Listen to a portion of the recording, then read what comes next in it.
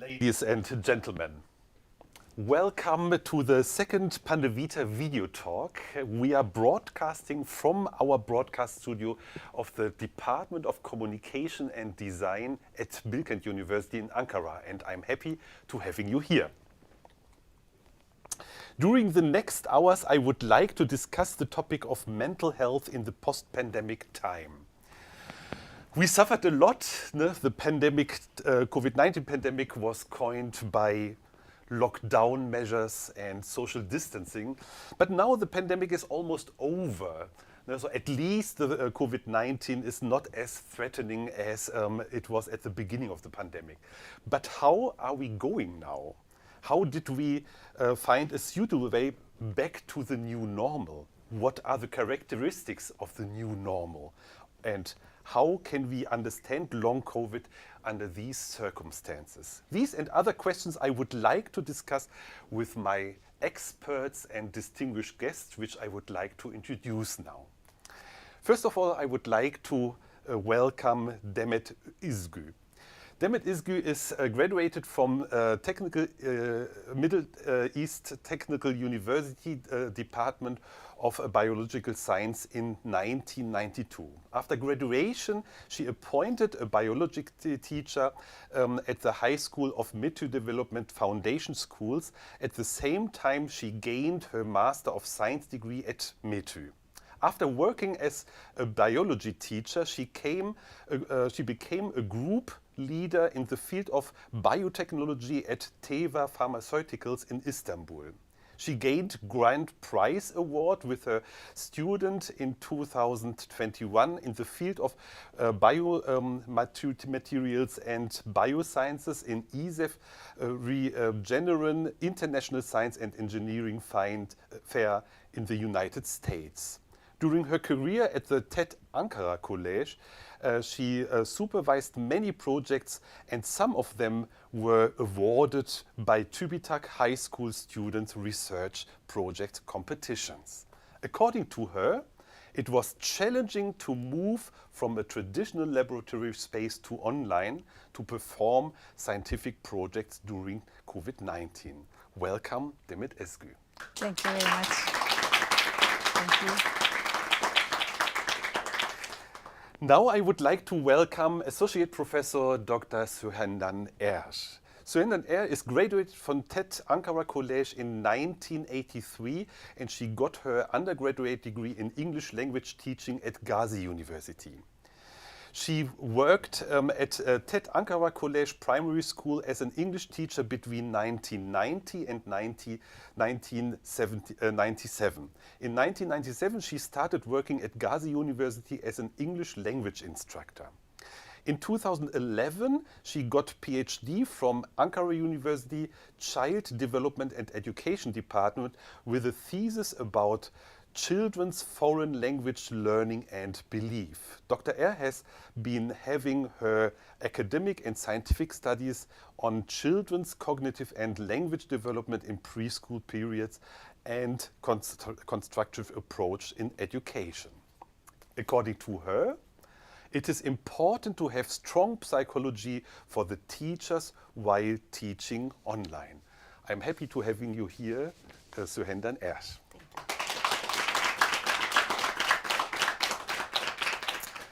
And now I would like to introduce Dr. Ceren Gürdere.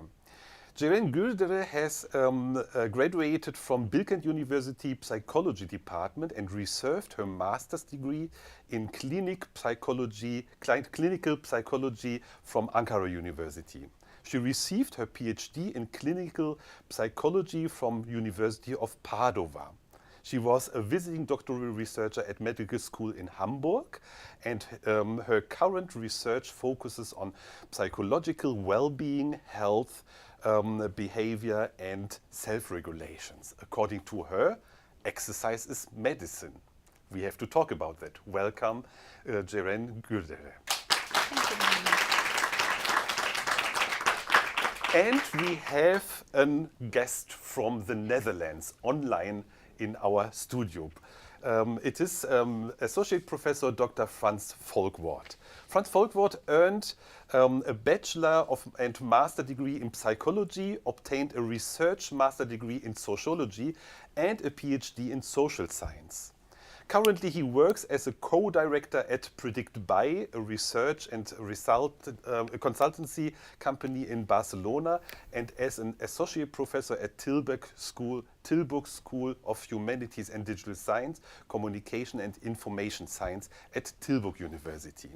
Franz has been actively involved as a project manager and researcher in several European projects like Horizon 2020 and Erasmus+, and national projects like VENI and National Research Grant. According to him, nearly half of the population in Italy, Spain and the UK are at high risk of stress, anxiety and depression based on their level of economic vulnerabilities and their exposure to a negative economic shock.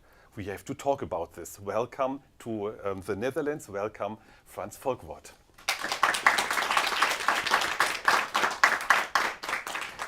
But I want not to be the only one who is talking with a distinguished guest. I want to invite you, the guests, the audience, to contribute and ask questions. That's why we opened the chat box inside of YouTube. So please ask questions if you are interested. Please have a look at that, and my production team will check them and give me later a bunch of questions. If you have special questions to specific guests, please write it in the chat and I will ask concretely these questions. And we have another offer to participate. This is Mentimeter. I don't know if you know Mentimeter, but this is a kind of poll.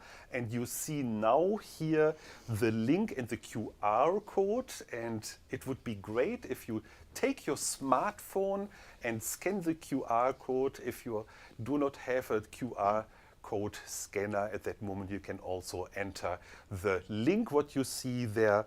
And then I have directly the first Mentimeter question. More like an exercise, but it is an interesting question. I want to know, do you think your mental health is negatively affected by the pandemic period? Yes or no? And now I would like to check. Oh yeah, I see.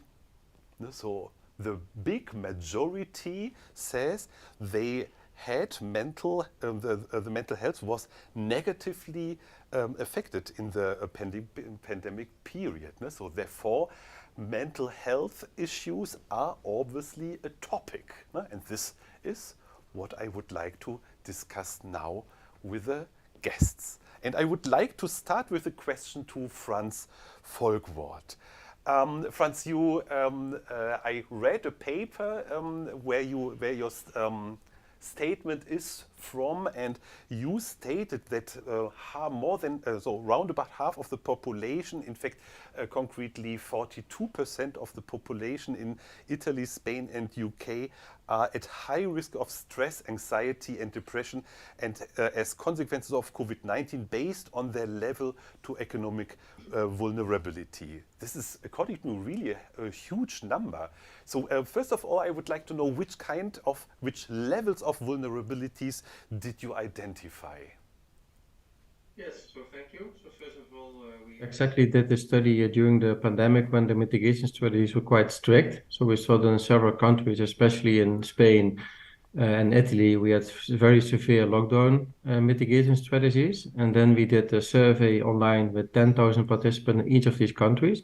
And there we saw that especially those at already some economic and mental health risk were experiencing even worse situations when they were in these lockdowns. Because one of the things, of course, that many governments were doing is they were trying to implement several strategies in order to reduce the infections of COVID-19. But subsequently, we also saw that because of these mitigation strategies, that many of those people that were already alone or that already had a level of depression or that have economic anxiety because of losing their jobs or losing their financial situations, had worsened the situation based on these mitigation strategies.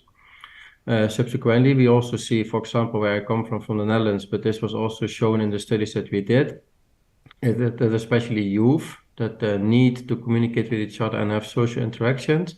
That was not possible during these lockdowns. Had very severe mental health problems based on these lockdown and mitigation strategies implemented by the government. So these were the things that we saw. So especially mental health related issues like depression, stress, anxiety, but also level of loneliness and fear of missing out and fear of having social relationship was very important among several vulnerable groups. Yeah. So, in fact, what I understood, this was a paper what you wrote or research what you executed in 2021. Is it right? So, in fact, at that moment we were in the middle of the pandemic. So, therefore, it was. In fact, several months or at least 1 year old, but obviously the stress did not reduce. Did I understand this right from your paper? Yeah, we actually did several waves. We had 3 waves. So we started around half when the COVID pandemic was already half a year going on, so in 2020. But then we did subsequently 3 subsequent waves with a panel study with these 10,000 participants in each of these 3 countries, also to see if there were any changes in the mental health situation during the period 2020, 2021, because of course you could foresee that if you would get used to the situation, it becomes easier. But for some of these groups, it become even worse because, of course, another lockdown, especially for youth, is very difficult to manage. And also we saw in the Netherlands that these younger people were rioting and going on the streets to protest against another lockdown situation. Yeah. So, in fact, what I'm now interested is, so we want to have a look at the post-pandemic time, post-COVID time. Are there also some studies which are now considering these kind of situations? Do you know, or did you execute maybe also a survey about that? Which kind of stress or anxiety or depression is still there? Did it increase? Did it drop? What is the situation? We did not do a follow-up study ourselves, but of course what I read in the scientific literature or what I read in the Dutch newspapers is that especially younger people, they have really the feeling that they have lost several years. And of course, now we see also the economic consequences of many companies and organizations in the Netherlands that now find it very difficult to survive because they were financially supported by the government. And this is now over, and now they need to start paying back the loans that they have received from the government. And this creates another wave of negative mental health impact. And we didn't, as I said, we did not do our studies ourselves, but we see now that also because, of course, the healthcare was mainly focused about trying to treat the patients with COVID-19, that we see that is also now starting to get back to normal healthcare provision, and that those patients with mental health are getting more support, but still there's a waiting list for many of these younger people, mostly. Very interesting. Ceren Gürdere, you stated at the beginning, exercise is medicine. I liked this statement very much because it's very compact. What do you mean with that? Which kind of exercises? It's a strong statement, I admit. So what I mean by exercise is medicine, we can put it into 2 perspectives. One is it contributes to a high level to our physical well-being, physical health. And besides that, mental health benefits are quite apparent when it comes to regular physical exercising. Obviously, we can start from physical health benefits of regular exercising. The muscle and skeletal health, of course, improves with regular exercising.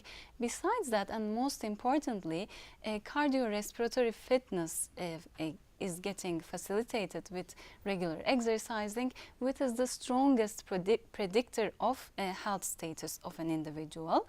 And when it comes to mental health benefits, we can say that perceived stress drops down very strongly, and more importantly, depression symptoms, anxiety symptoms, they all reduce with regular exercising mainly. Nice. So when I would have known that you answer in this way, I would arrange a kind of performance and ask, can you show us some exercises, and my audience should do it. But of course, this is what I don't want to do now. But maybe you can give us a concrete example. Which kind of physical exercises? Are they push-ups for the men and I don't know what for the women? Or which kind of exercises are these? I'm glad that you don't ask me to show and do it right now. Regular exercising would be at least 3 times a week for a minimum of 30 minutes of exercise. And we can categorize exercising into light, moderate, and high intensity exercising. The most beneficial one would be high intensity exercise that puts pressure on cardiorespiratory fitness again, which makes you breathe harder and which makes you sweat a little.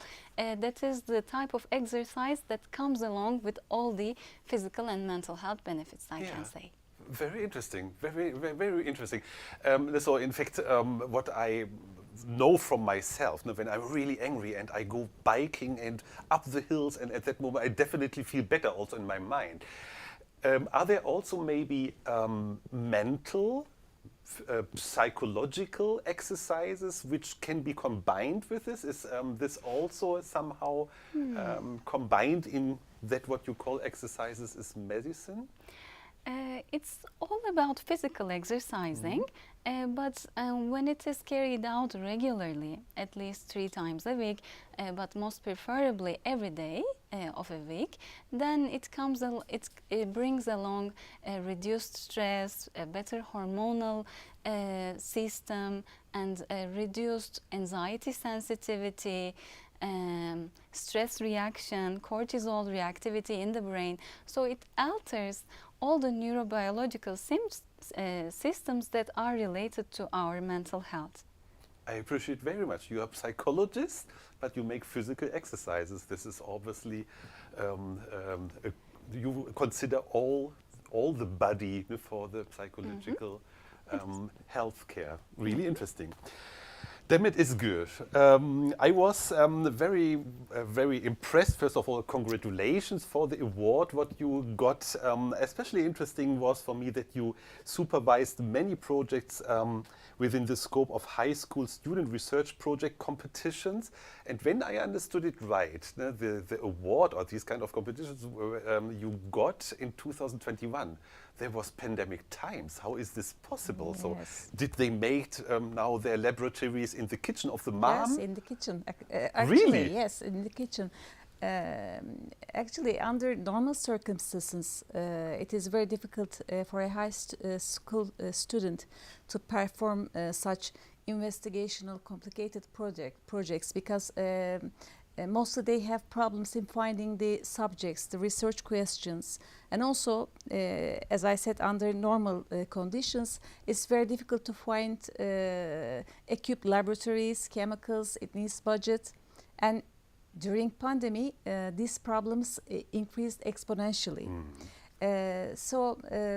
Because all the students were separated from each other, so they have many fears. They had many fears, fears of infection, fears of losing their family members, close friends. So all these problems trivialized the performing scientific projects. So I had to motivate them. I did my best during that time. First of all, I arranged online meetings just specific for the project students, and they felt that they are special. And normally they don't say their project topics to each other. But at those meetings, they shared their problems, they shared their difficulties, and they gave advices. You can solve this problem by this way. So they had the responsibilities of each other, and they became very good friends. what I did Nice. else, also I arranged online meetings, meetings. So we did the experiments in our kitchens. So during the lockdown, there was no laboratory. Yeah, but actually. how should I understand? Did you say here now you go to your mother and say stop cooking? Yes. Or father as well, of course. Stop cooking, and you have my permission to make your kitchen to a laboratory with maybe poisonal things? No, not poisonal things. Actually, our laboratory was our kitchen. So simultaneously, we opened the online meeting, and we did our experiments together. And for example, sometime we needed an instrument, and so we thought, we did brainstorming. We thought, what can we use instead of these and instead of these? And so it was very good to have such a situation with the students. Very interesting, very nice. And so most of the time, actually, we changed the subject of the project, but it should be still novel, the project subject. So we did intensive background search to replace the subject of the project. I want to give an example about this. One of my students wanted to analyze the effects of the disinfectants on, and also the liquid soaps on the development of brown spots.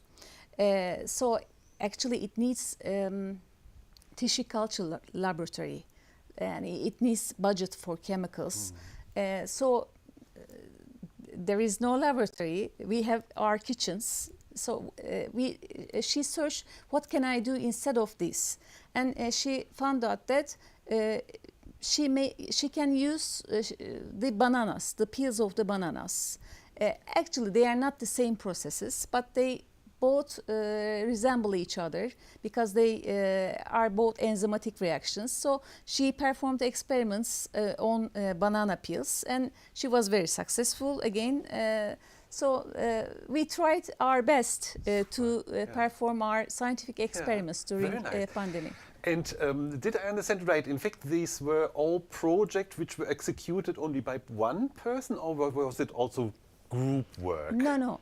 It may be up to 3 students, 1 or 2, or up to 3 students. And how did they communicate at that moment? It's So difficult. again, by online communication. So we did online meetings several times. So like, sorry, I don't have bananas. You have to make the experiment in this way? No, we did it together. We Okay. did it simultaneously, so we had bananas, enough bananas. Not the equipments, not the chemicals, complicated chemicals, but we had bananas Nice. to test. Very interesting. Thank you. Suhendan Air, I was very much interested in which kind of research you do, and one paper attracted my attention. This was just recently published, and this was in fact you developed with your colleagues a remote collaborative reflection models for teachers and education. And what I liked very much, the paper has a very positive title, which is called Turning Challenges into Opportunities During the Pandemic. First of all, I would like to know, what is a remote collaborative reflection model? Yeah, well, it's a model that we created with our colleagues. Let me start from the very beginning, if you want. We are 6 friends, with 6 instructors, colleagues at university. And while we were having lunch together, we were, talking. And we started a confession. And each of us said that I'm not very good at online teaching, I think. The other one says, yes, I think I have also such problems. So what can we do for from the side of education? And we decided to create a model. First of all, it wasn't a model, but it became a model. While online process, we record our courses, and we recorded each and every course, and we make pairs with switching. We made pairs, and each pair watched each other's classes, and then we gave feedback to each other, and most of things, and we saw that most of things are going very well. In fact, none of us in this room, none of us has ever had remote education, how to do it. All of a sudden we fell into a situation that we have to cope with, and then we become better psychologically. We started from the educational point, but we reached to a psychological point in RCR, because with that sincere and constructive language, we made each other better also in online courses. Very interesting. That's the thing that I can summarize. Yeah, so it sounds a little bit, when we think now on the post-COVID procedure, that we, in fact, these kind of models, these kind of measures, let's say, has positive impact for that what is coming now, where we now. Is it correct? Did I understand it right? Yes, you did. Yeah. It will make us. We had a lot of gains from that, and at the end, not only on online courses, but also with observation classes, we can make each other psychologically better, and we can help in the support of the education. In the online process, we gave feedback, and if we can say that. If you ask me, are there any negative points that you have found?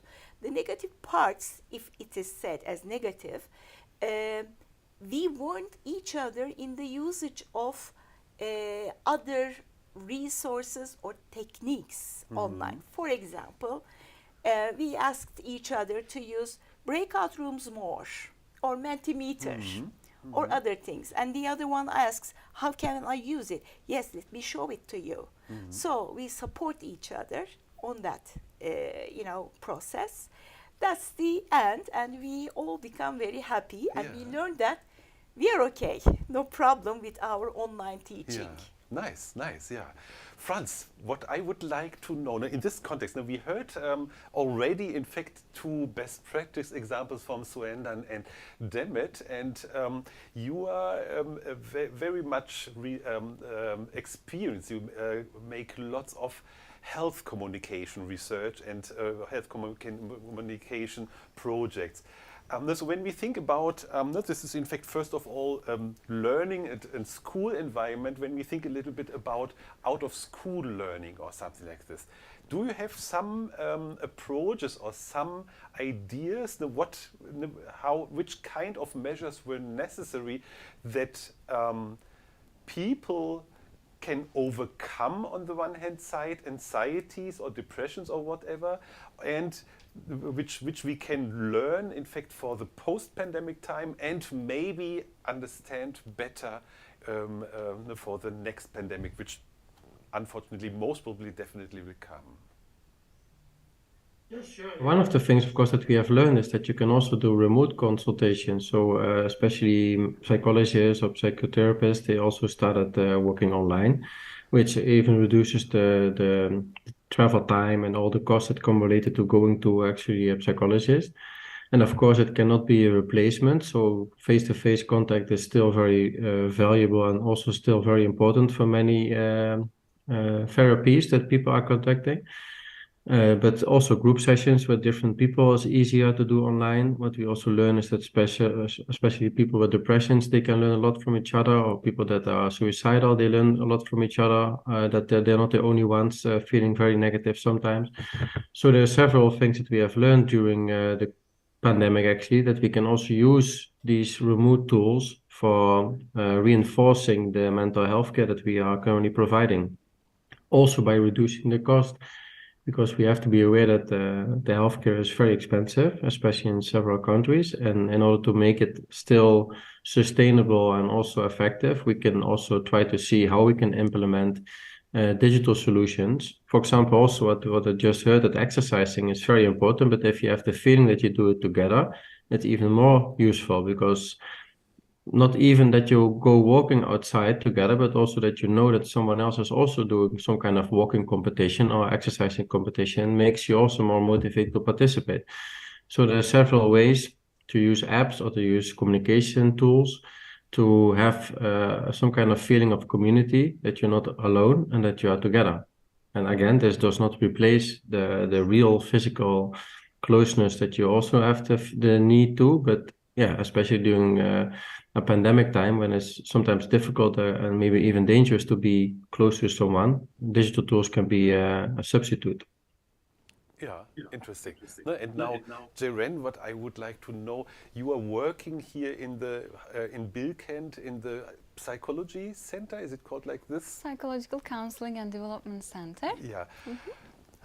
Tell me a little bit about your everyday work. How was it in the pandemic time? And now, especially what I'm interested is, so we had lockdown long time. And then, so the school was open, and then unfortunately in Turkey there was a big earthquake, a horrible earthquake, which in fact was as a consequence we had to close the school again, and there was again online or hybrid modes.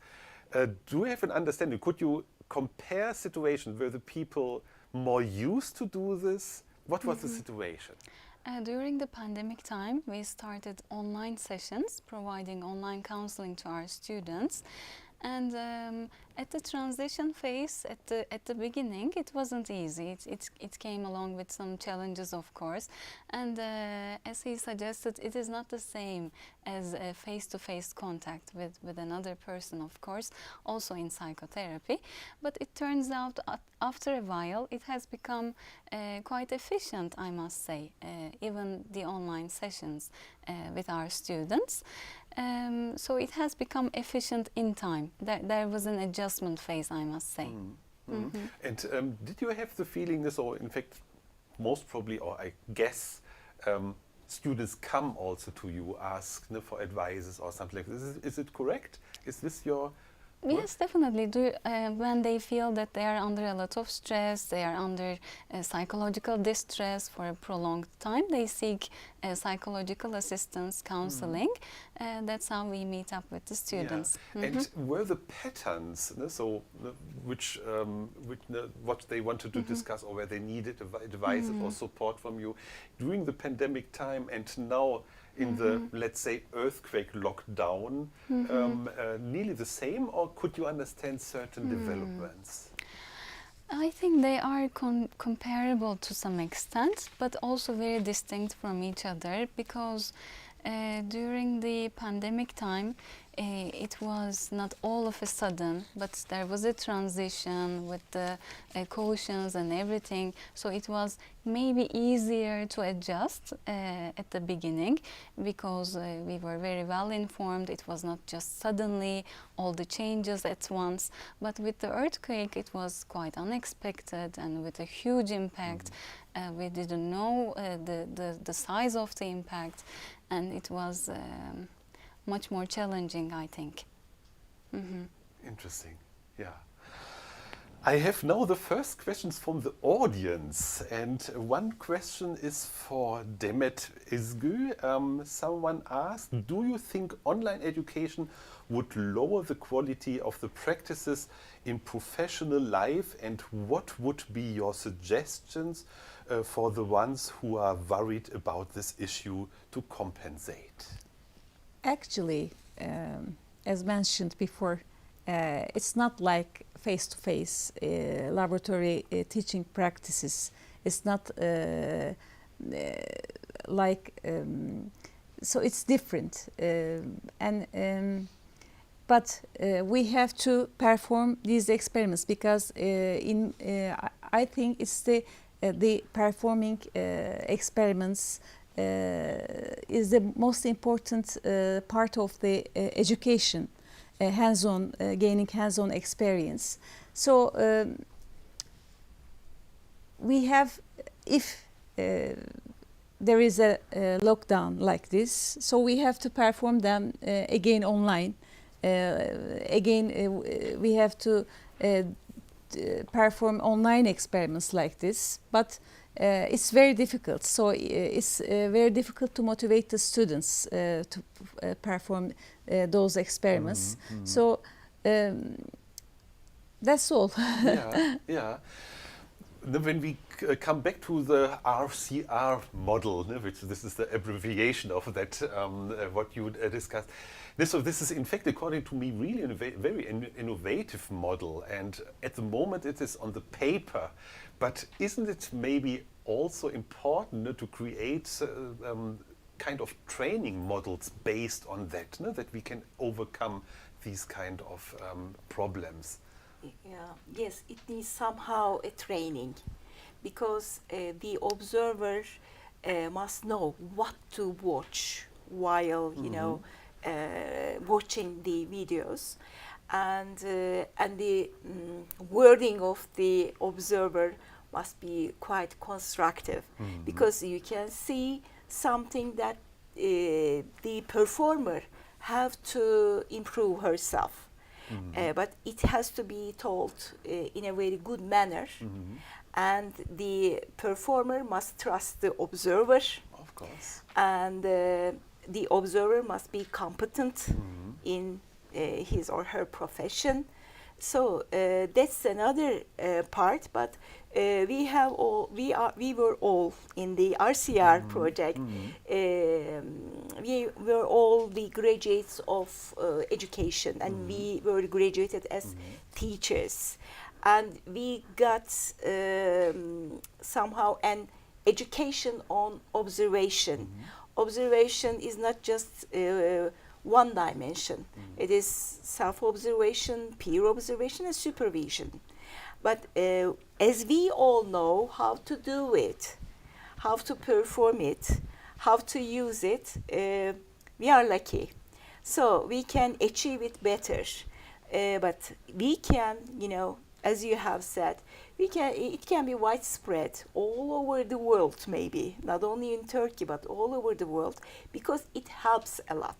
Yeah, I can imagine. Because you can have the opportunity of seeing yourself from an objective point of view, and see how much you are good, and see how much you have to be better in what field. That's quite, beneficial, and it's proven. Yeah, and it sounds a little bit that it has to include, or maybe it already considers, a kind of media training as well, no? When it is about reflection and remote situations and so on. Is this included somehow?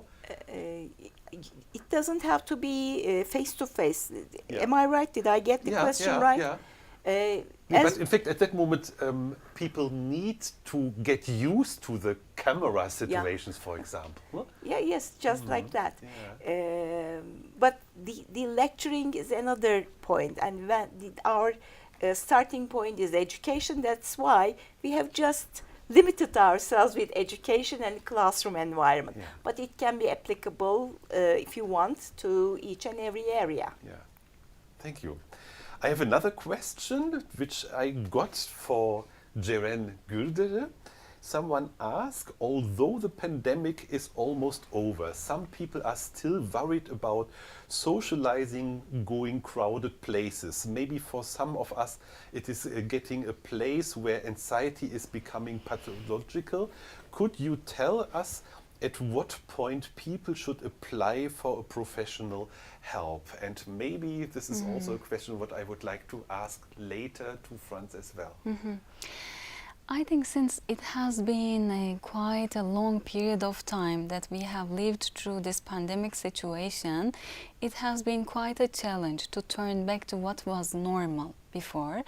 And even the minor stressors that we were able to cope with before this time, under a lot of stress for a prolonged time, the coping mechanisms, they tend to diminish in time, of course. Even with the minor stressors, it could have been, it was very challenging for some individuals at which point we need to seek for counseling or psychotherapy.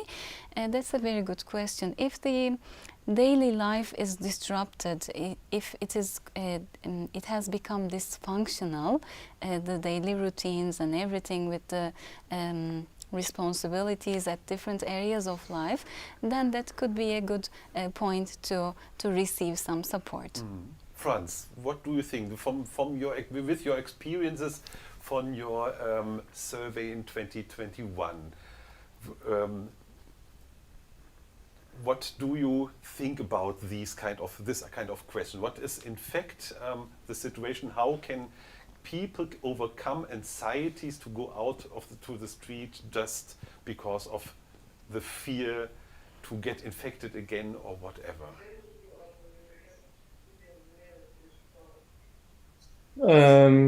Yeah, of course, there are several things you can do. One of the things, of course, to talk to a professional. This is one thing that you can do. Second, you can also do it step by step. So first, try to meet people that you know that are not infected, that you trust, that they are healthy and that they do not take any risk. Third, of course, there are also what we still see, especially at airports, where it is not needed anymore to wear mouth masks, they still wear mouth masks. So this is one of the mitigation strategies that you can do yourself, but also implement other interventions like washing your hands very regularly, using these special creams for cleaning your hands. So all kinds of things you can do for yourself to reduce the risk of getting infected.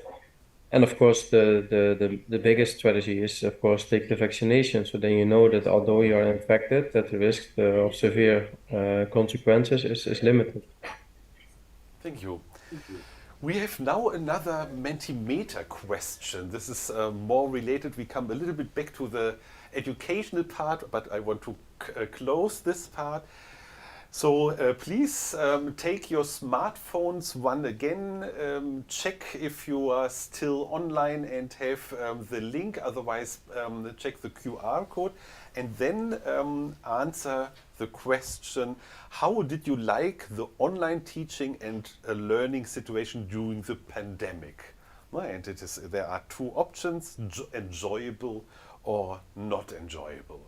And I see the very, very most say it was not enjoyable. Obviously. Is this surprisingly? Not at all. So all agree not. Why not, Demet? Because it's very difficult. You have to prepare intensively to the online courses. It's very time consuming. There is no face-to-face eye contact with the students, so it's very difficult to manage all these periods. I prefer face-to-face, not online. It was not enjoyable. Yeah, but I have to confess, or maybe I'm gossiping now a little bit. So when we were in the, let's say, earthquake lockdown, or in fact we had to execute it in online teaching, and at that moment, after a while, hooray, we can execute it again in the face-to-face. At that moment, I realized that the most frequently asked question is, can we do it in hybrid mode? I would like to get the information, I get the lecture at home. It's a little bit contradictory, isn't it? Or how do you understand it, Suhailan? Yes. From the perspectives of the students, I would like to say that they like to be in the classroom. As we teachers, yes, we like, as Demet Hoca has just said, because face-to-face is always better than online teaching. Maybe for theoretical courses, that may be okay, maybe, but not, yes, it is, I cannot say for that. But for the practical ones, as the laboratories or other things, it is quite hard. Can you believe that?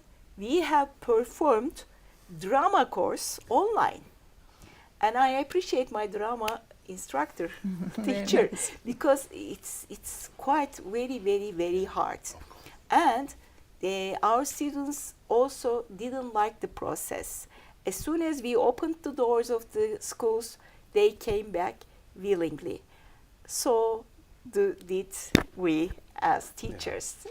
Yeah, so in fact, We like face-to-face. Yes, yes. As teacher, I can agree. As a student, I'm not really always sure, but at least the poll showed the very most appreciate having face-to-face and a student life on campus. This is for sure.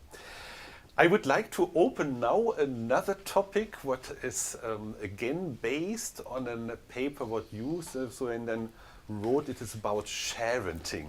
I like this very much. But first of all, please tell the audience, what is sharenting? Okay. It's a word which came out of from sharing and parenting. And it becomes the sharenting. But in fact, it means that under that, the parents shares on networking sites about their children. You know that as adults, we have the responsibility of protecting our children, our children and also the students, the little ones, especially the little ones.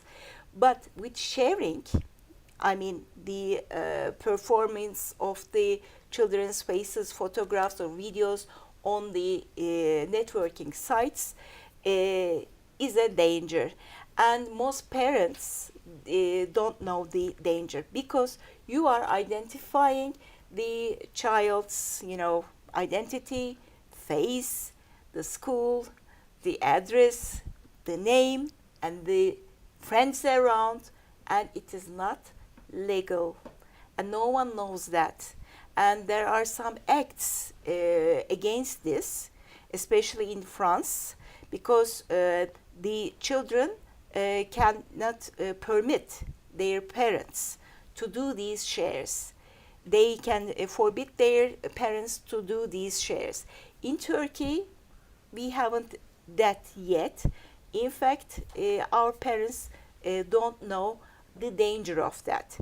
I think we will go on with the research and what is the connection between COVID and sharenting. Before COVID period, with my colleagues, we have already had some research on sharenting, and whenever the breakout, we decided to do a research on sharenting, whether there is an increase in the shares, and we inspected the hashtags of stay at home. It's our motto, or hashtag of Turkey, COVID or Corona, within just 1 week, and only in one platform, Instagram. And within these 1 week, we have examined 404 shares. It's a large number. Most of them are the things that they are doing on those COVID days. There are some lockdown days, and they have only several hours to go out, and they go out, they take photos and videos. We did this and this and this, and they share it. And there is an increase in sharenting during COVID-19 days, especially on the very first days. Yeah. Now, of course, I have a question to the psychologist. Yeah. Jermaine, what do you think? What is the motivation? Why do we? I think the media practices, parents are not aware of that. No? But on the other side, it is an issue, no? to share pictures from own kids. What do you think? What is the motivation? And does it help them? What is your perspective? I think it is quite a high-risk behavior, and I don't find it healthy to share all these private moments with their children. And why it is high risk? As much as I would like to have a rosy view of the world, it is not. There are certain, individuals with some tendencies which could pose a high risk to the children for their security and well-being. And besides that, I think maybe parents could be motivated to have some sort of validation, some sort of applause, some sort of admiration from others maybe, but it cannot really be fully satisfied, this kind of needs. It only needs more fuel and more fuel and more fuel in time. It is not possible to satisfy such a need in time, and it of course violates children's right of privacy. I think it is quite a big no. Yeah.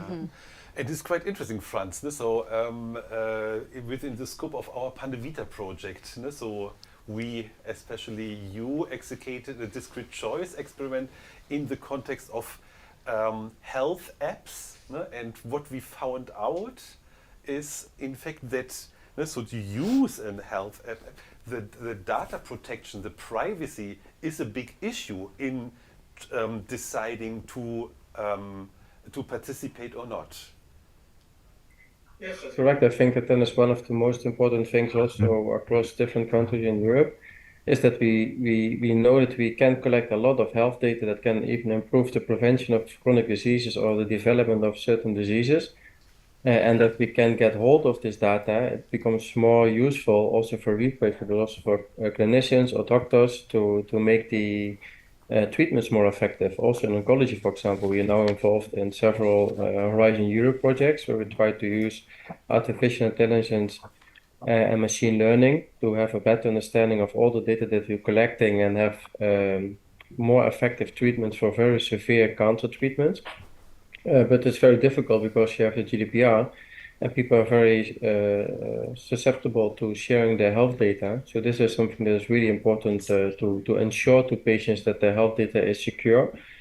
But if you do it 99 out of 100 times correctly and then there's one mistake and then sensitive data gets lost, then people of course see this as a threat to their health data.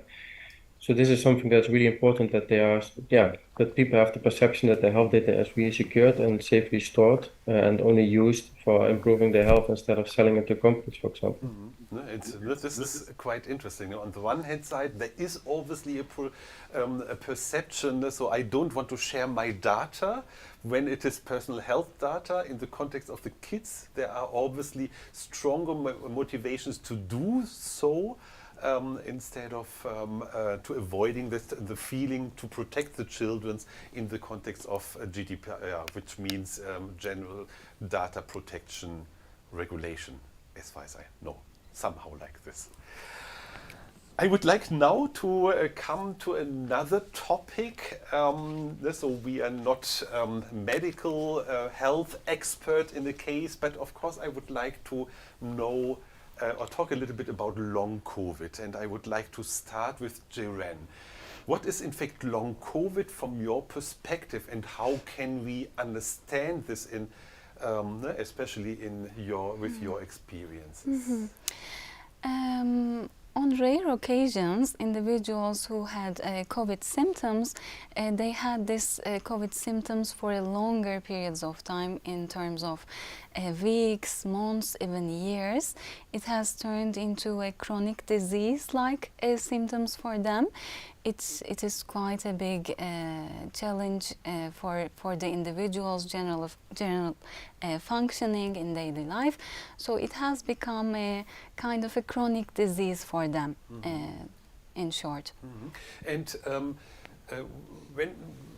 when I think about what your daily business, so in fact, I'm sure you had always cases of depressions or anxiety, or in fact low motivation to work, difficulties to motivate and so on. Did you identify differences in these kind of, let's say, patterns before COVID and now? What we really can say, yeah, this is long COVID, this is not an ordinary burnout syndrome or something like this?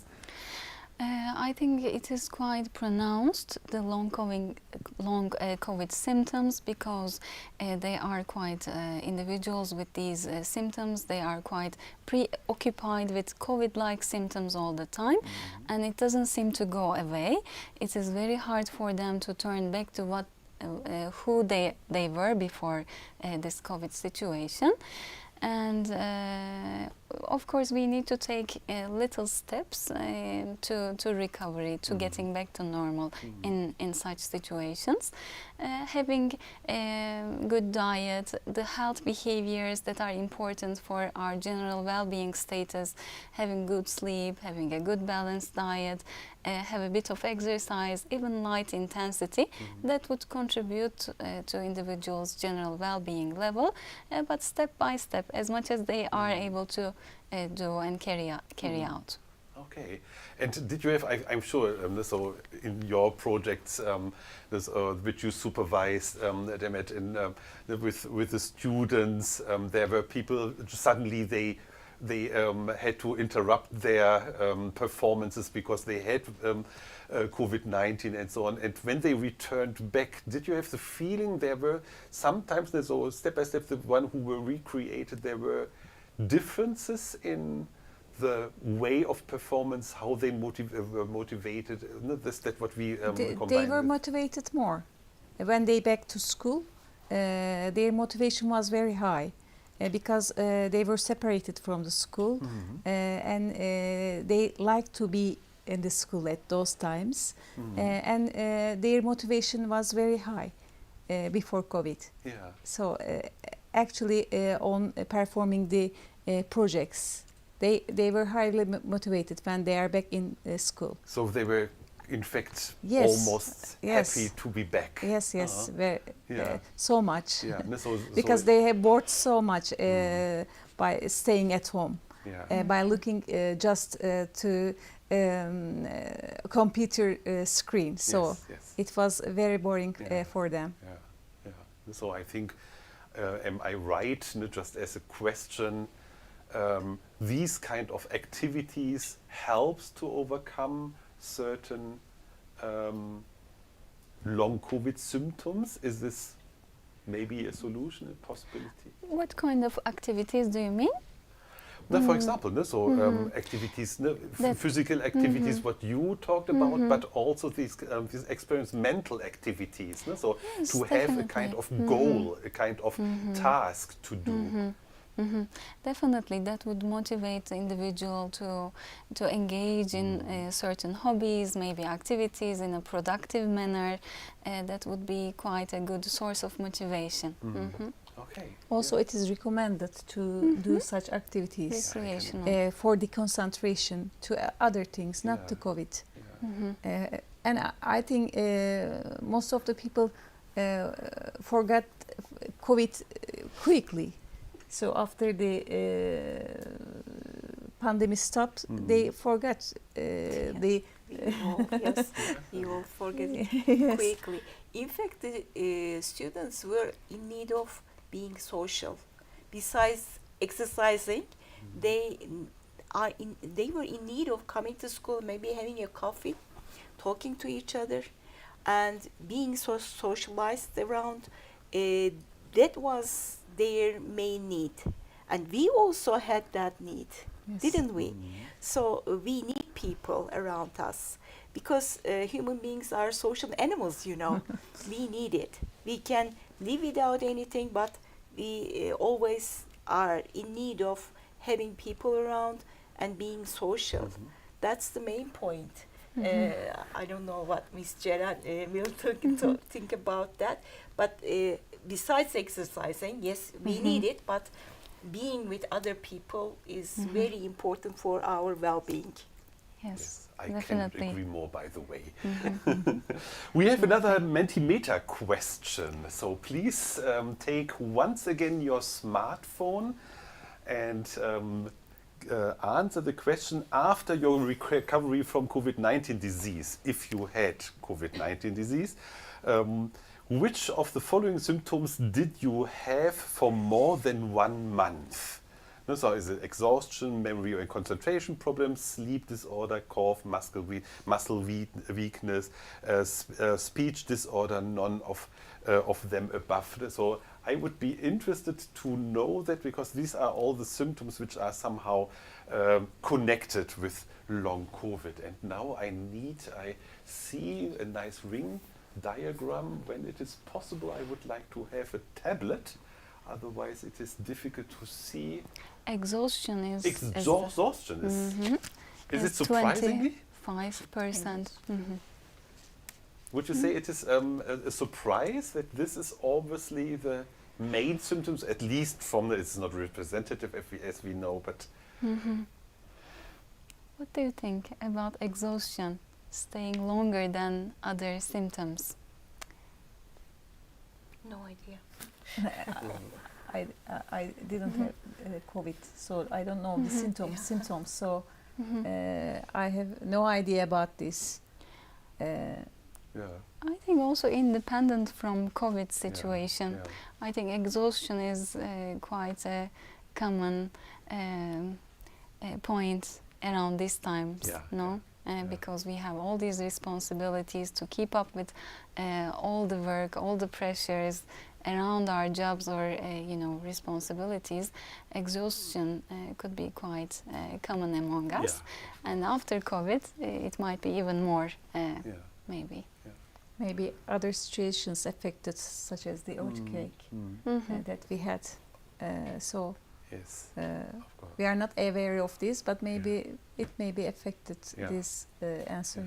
We are not professionals in answering this question, but we can take it like this. Is at least interesting to see what our guests talked about.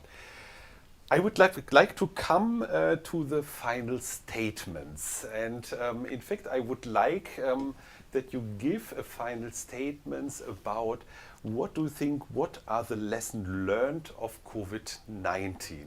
Maybe as in the perspective of the new normal, but maybe also in the perspective of the next pandemic, which most probably will come soon.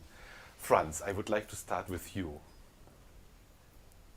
Yeah, I think that actually we did a great job in general, because of course we had several severe mitigation strategies, but we were able to recover as quickly as possible. And due to science, we were able to find an effective solution rapidly based on a capitalistic system, because of course there was a race to success, and this made the smartest people in the world work together and find a solution to protect people against the spread of the virus. But at the same time, of course, we need to learn that sometimes, especially when we know more about the disease, we need to have more rational decision making in governments and try to protect also vulnerable groups in society, especially social and cultural groups that are already facing a difficult situation.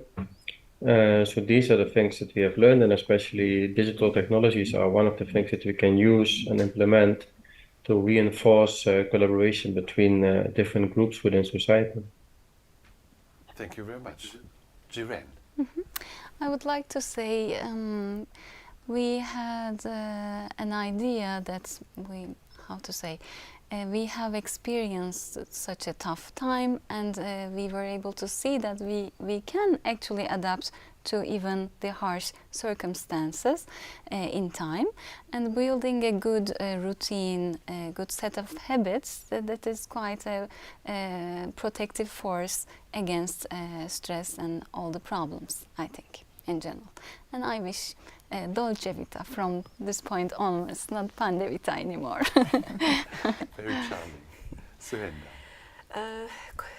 COVID taught us lots of things, unfortunately. But from the positive perspective, we can say that we, as human beings again, we are capable of doing lots of things in any situation. It was hard time, tough time, but we did our best and we survived with the illness, with the online process, with lockdown. it was not very good for us. We didn't like it, but we coped with that, and at the end we learned a lot of things. I can say that it's a luxury. I mean, in those days, it was a luxury to go out whenever you want, and we understand that how important and how precious the human relationships, being social, going anywhere, anytime you want. These are quite precious for us. We learned from COVID that I hope we wouldn't experience it ever, Thank you. or any other disasters, let me say. Yes. Thank you Yes. very much. Demet. I agree to my colleagues, but according to my experience also, whatever the circumstances are, with a little driving force, if a student is devoted to do something, at the end, he or she becomes successful. So we learned so many things with COVID-19. It was a very difficult time to have all these problems, but at the end we solved all these problems, and I hope We wouldn't we won't experience it again. Yes, yes. No. Unfortunately, I'm a little bit pessimistic in this case. I think this was not the last pandemic time, and hopefully we learned a lot about that. Demet Izgü, Suhendan Ceren Gödere, and Franz Folkwart.